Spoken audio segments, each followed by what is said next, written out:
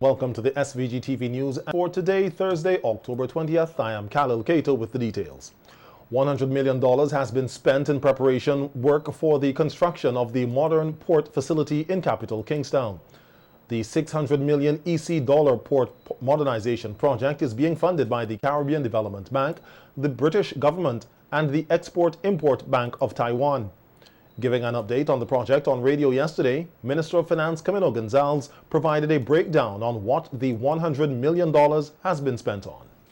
That they need to start up, to bring in the equipment, to set up the office, to hire the people and so on, to clear the land, and to start relocating the sewer line. The CWSA, a lot of people don't know, but the CWSA has a sewer line that runs straight through Rose Place and sort of in the middle of that beach, and then way out to sea, miles out to sea. But where we're building the port, we could not leave the sewer line in that location. So a lot of engineering has to take place to shift it out of the way of the port, so that when ships are coming in and when construction is happening, we don't affect sewage in the country, and runoff from drains and all of these sorts of things. So that work is beginning.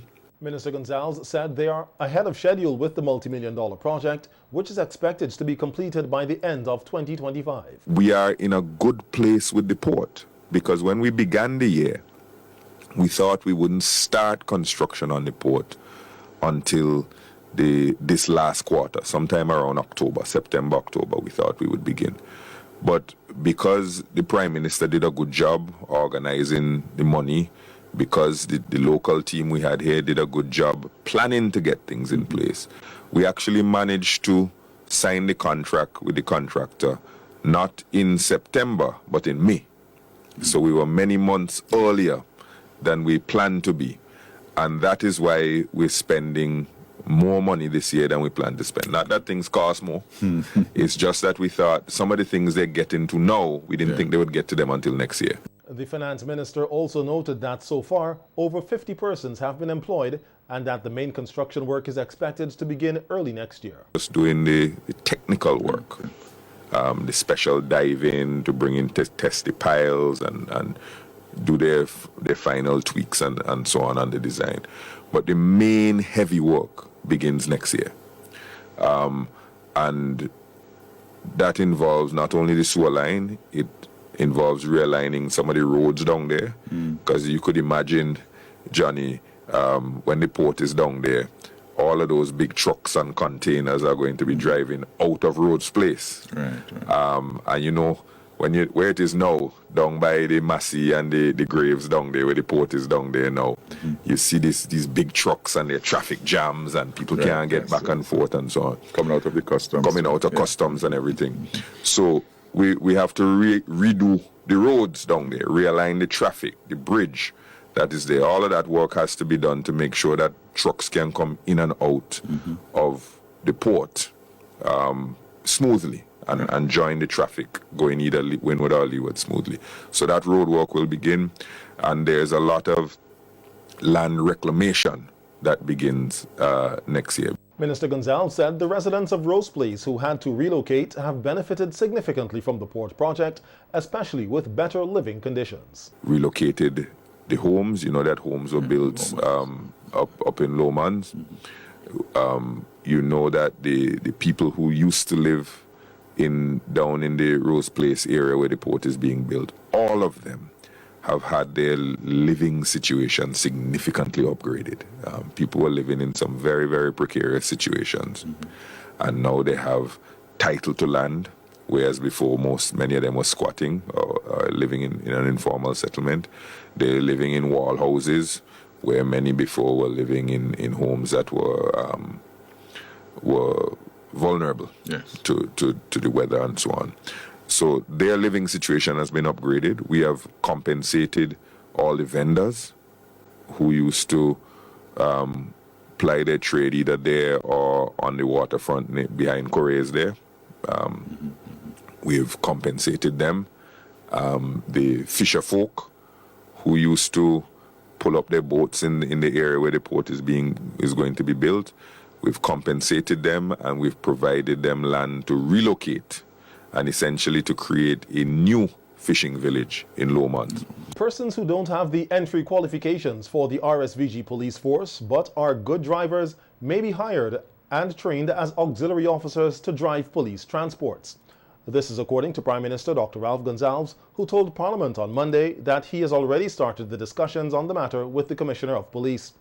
The Prime Minister was at the time responding to a question from Opposition Senator Chevron John on what method is used for the distribution of the police transports to the various district stations throughout St. Vincent and the Grenadines, and whether there are plans by the government to ensure that each police station has a transport on site to assist officers to move easily throughout the villages that they have responsibility for, so as to respond quicker to reports made. Noting that there are about 75 police vehicles in operation currently, the Prime Minister said he has already given instructions for those which are not functioning well to be sold, and though he acknowledged there is a need for more vehicles, it is not the central solution to some of the challenges being experienced. Because there are many experiences over the last 21.5 years where we buy new vehicles this week and within 2 to 3 weeks, 4 weeks, they mash up. There's some people who drive them, some policemen, you see them drive them as though they are at Le Mans or some race circuit that they think that because Lewis Hamilton come from Grenada, that's nearby, that they could be on the racetrack too. You know that, I know that, everybody in this country knows that. Now it has gotten so bad that they're saying, no, we are going to insist that if you mash it up, you have to pay. Deductions have to come in accordance with the rules. And of course, because that is the case, many persons now don't want to drive the vehicles. This is why I'm saying that you have to get this matter, this area dealt with. The second, the Prime Minister said the misuse and abuse of police vehicles needs to be addressed seriously. You're in North Windward. You know, it was reported to me from Georgetown, somebody who has control of the vehicle, send the vehicle, got the vehicle to go from Georgetown to go to Fancy, to give a member of the family, to drop a member of the family, and to wait to pick up people from the same family to come back down, even though there's a vehicle inside of that family. And I say, and they're very good policemen, but there are some who, if you don't want to be a policeman or policewoman, don't join the police force. Join the civil service. If you want an 8 to 4 job, join it. If you want to sit down at a desk, join the public service, but don't become a police officer. As soon as you call the office, the first thing they tell you, we don't have any transport. Well, let us check this out. You have half a dozen persons by a police station. A person goes out with the vehicle to investigate something. A complaint comes in. Well, the vehicle can't come back from that area where they're gone to make a complaint. Sometimes, Madam Speaker, you don't even have to walk 100 yards. They don't want to walk 100 yards. You know that and I know that. So let us not mollycoddle. We have too many problems to mollycoddle people. Prime Minister Gonsalves said ideally it will be a good thing to have a vehicle at every police station, but there are lots of other things which have to be dealt with, including reasonableness and proper management. One of the issues is that even in the senior officers in the stations, in the districts, Some of them are very mindful about government property, and some of them pay very little attention to the management of the vehicle or the maintenance of it. They hear something knocking, they bother contact the garage. They just wait until it mash up because it's not their own. And the person may be a good person in terms of managing, you know, the crime situation in the area, but has absolutely no interest in managing the vehicle, or fed up in talking to those who drive the vehicles. But it is a problem for ongoing, for improved management, and on that you're absolutely correct. And responsible handling of vehicles. And the Minister of Health, Wellness and the Environment, Sinclair Prince, told Parliament on Monday that steps are being taken to address the transportation needs of nurses who work on weekends, nights and public holidays. He was also responding to a question from opposition Senator Chevron John on what measures are in place to ease the transportation problem for these frontline workers, who she said are sometimes left for long hours on the road to get to work or to their homes. In his response, Minister Prince said the Ministry of Health has been in discussions with the Nursing Association on the issue, as they value the nursing staff and their outstanding contribution and dedication to the ministry that should be to meeting the needs, the nation's healthcare needs. Government support through the provision of transportation allowance and on-call allowance to nurses in the community nursing service is a clear indication of a commitment to meeting and enhancing the transportation needs of healthcare workers here. Additionally, government's precedent is set where the state provided transportation to our healthcare workers during any disruption of the public transportation service, like strikes, etc. And this was demonstrated during the early days of COVID-19 pandemic, the explosive eruptions of La Soufrière, and the withholding of services by the private providers of public transportation. Government recognizes the extraordinary contribution of the nurses to healthcare delivery, and where there are communities where formal transportation services might either not be available or are insufficient, the ministry is committed and have chosen to fill the healthcare transportation challenge in many ways, and chief among them are arranging for the provision of transportation services free of cost for nurses in need on weekend duties, nights and public holidays. And we will begin this very soon. We will use vehicles from within the Ministry of Health and workers, drivers who are off to do these runs, particularly on public holidays and on weekends. Of course, we will transition to doing nights also. Also, we try to provide special duties to those nurses who have to work late evening shifts. We try also to use persons who live closer to the hospital to do these shifts. Minister Prince said they are also looking at persons from the private sector to provide transportation services to nurses. In addition, government has signaled its intention to give to people in the private sector who want to deal with this particular niche of transporting people on weekends and on public holidays and in the night. For instance, other workers like the hospitality people, people in bars and hotels, etc., would need that particular transportation also, and the nurses themselves will get that particular benefit. So these are the ways in which we are trying immediately to deal with the shortage of transportation for nurses, and we hope that we can continue to improve on it.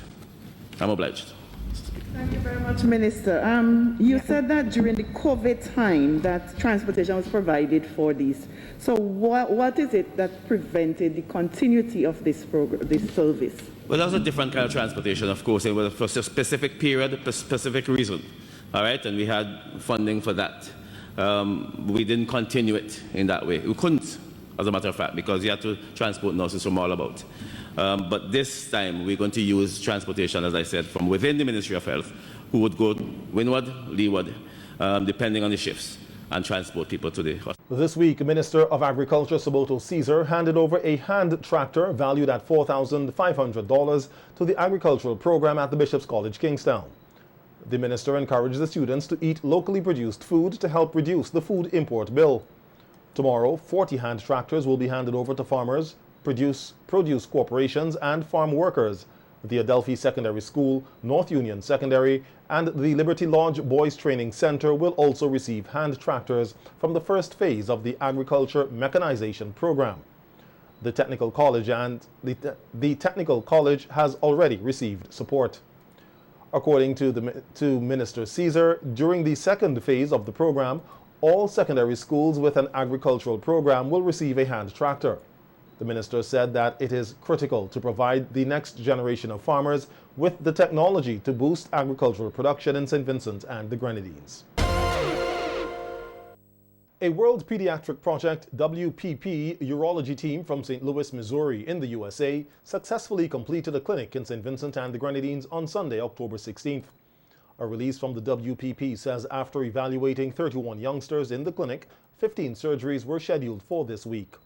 The team was headed by Dr. Douglas Copeland, a pediatric urologist and WPP volunteer, who said he was happy to return to SVG after nearly 2 years to observe how things have developed in spite of the COVID-19 pandemic. During the pandemic, Dr. Copeland and his team were able to evaluate and give technical support to some children remotely via telemedicine, Zoom, and other online platforms. Dr. Copeland said they are pleased to return to face-to-face evaluations, providing critical care, and getting to know the families of the patients. A WPP local medical professional, Dr. Jasmine Ellis-Davy, also assisted with the clinics and surgeries. The Upper Extremities Mission, led by Drs. Chuck Goldfarb and Lindley Wall, is the next team slated to arrive on the island between November 5th and 15th. The Hands Across the Sea Literacy Organization, through the Ministry of Education, donated a consignment of books to students from different primary schools and community libraries. The handing over ceremony was held yesterday at the National Public Library. The Hands Across the Sea organization, which functions throughout the Eastern Caribbean, advocates for reading advancement and each year donates to St. Vincent and the Grenadines as part of its Caribbean Literacy and School Support Program. Local representative for the HATS organization, Yvette Pompey, said the challenges in teaching children to read are seen daily, and the organization is aware that access to library books and child-friendly spaces are extremely important for children to develop a love for reading. Pompey said that the Hands Across the Sea organization appreciates the partnership that has been created with the Ministry of Education over the years and is humbled to work with the ministry as it implements new programs and initiatives to improve the literacy standards of the children of St. Vincent and the Grenadines. Funding for the donation was provided by the Mustique Charitable Trust. Project Director for the Trust, Natalia Gill, said the Hands Across the Sea organization will distribute over 4,000 books to mainly schools in the areas affected by the explosive eruption of the La Soufrière volcano. The National Public Library also received 500 books to be used as part of its literacy and lending program. A fun day will be held at the Owia Salt Pond recreational site on Saturday as part of celebration activities to commemorate National Parks Day 2022.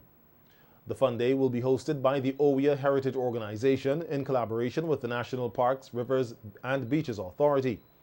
Representative of the Owia Heritage Organization, Ingrid Lavia, is inviting persons from the surrounding areas of Owia to come out and have a good time with them, noting that there will be a number of activities to be a part of.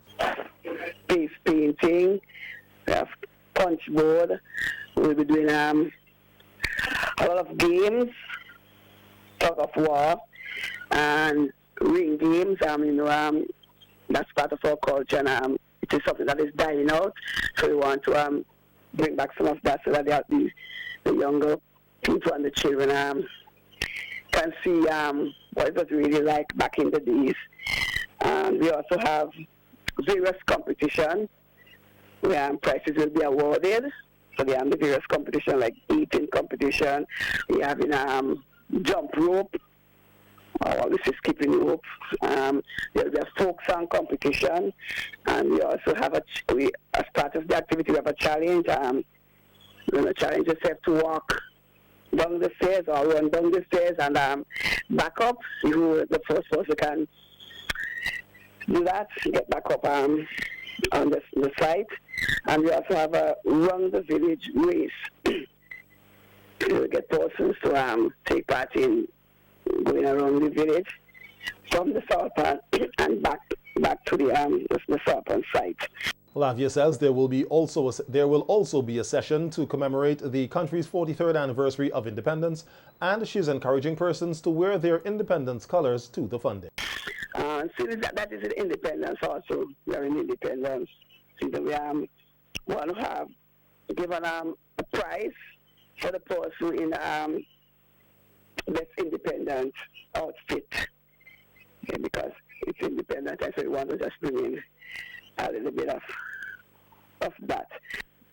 The fund is it's a community affair, so we want to get the community to come out. We have activities for the children, and we also have activities for the older folks also. So we want everybody to come out and be part of it. It's a Saturday afternoon.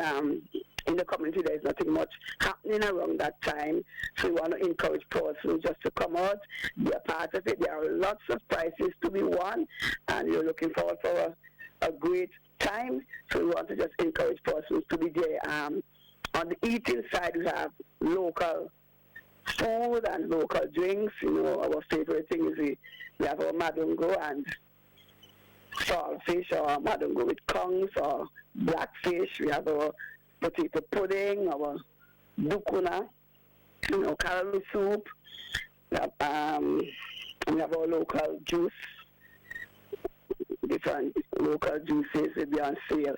Activities for National Parks Day are being observed under the theme Conserving Nature, Sustaining Lives. The activities held thus far include environmental educational outreach sessions at various schools, tree planting exercises, and tomorrow there will be an exhibition under the Postal Corporation building in Kingstown. The activities will end with an appreciation ceremony at the Botanical Gardens.